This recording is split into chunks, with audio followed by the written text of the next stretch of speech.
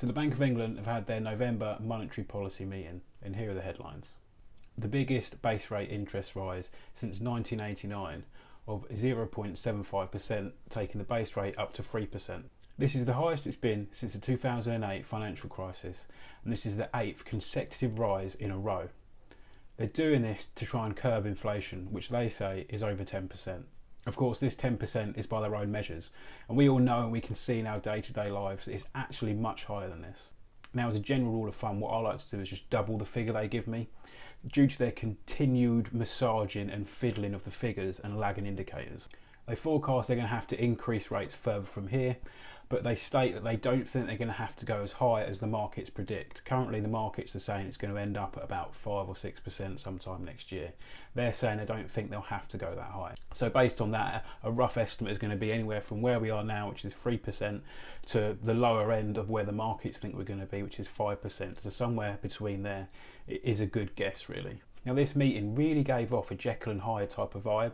On one hand, you've got the governor trying to reassure markets and the interest rates in order to calm the mortgage markets effectively, almost suggesting that rates should stay where they are and in some cases maybe even fall from where they currently are. He was keen to outline that fiscal policy has affected the rates a lot, i.e. the mini bombshell budget from Liz and Kwasi. And unlike the government, although we are seeing rates rise all over the world, he said this problem was specific to the UK and caused directly as a result of that mini budget. And on the other hand, seemed to chuck petrol on the fire of recession fears, stating that we're probably already in one and it's likely to be the longest recession since records began, lasting for around 2 years. The only upside from the previous predictions is that they were saying this recession is likely to be a lot shallower than once thought a few weeks ago.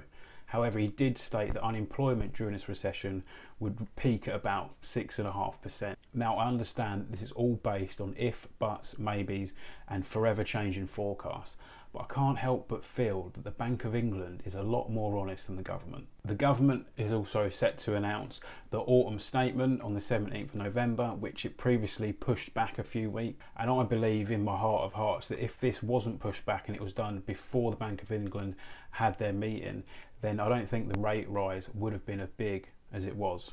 And that's because tax increases do basically the same thing as raising the interest rates. It gives people less money to spend on other items that aren't necessities. Now, like you, I can't help but feel a little bit done over. We're being hit from three sides. We've got the government, we've got the Bank of England with their interest rates, and then we've got the price rises to deal with as well. And when you start breaking it down a little bit, I don't think that interest rate rises are warranted. Now, historically, raising rates has been used to cool demand in an ever-inflating market, when currently it's actually supply that's the problem at the moment. And that's been exacerbated by COVID and the supply chain issues.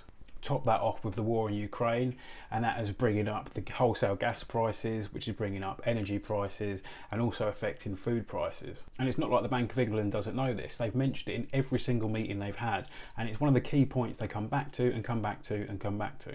So effectively, it's like they're trying to kill demand on things like food and energy. Well, that's ridiculous. These are staples, a part of everyday life. These are not luxury items. We're not going out and buying fancy cars. These are things we have to buy. We can't buy less of them.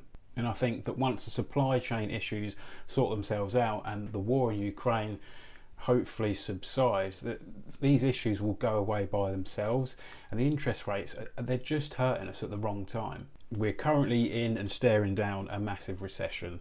Prices are through the roof on absolutely everything. The government's about to be on the tax and interest rates go through the roof. And what does interest rates going through the roof mean? It means a lot of people won't be able to get mortgages for the first time. It means remortgagers won't be able to afford the same level of lending or will be faced with massive costs. It means that renters are going to have the landlord's cost of the higher mortgages passed down to them. People will be losing their jobs through recession. It's just a complete shit show. I know it's looking bleak and I hate to get wrapped up in all the doom and gloom. These are things we can't really change, but it is important to be aware of them.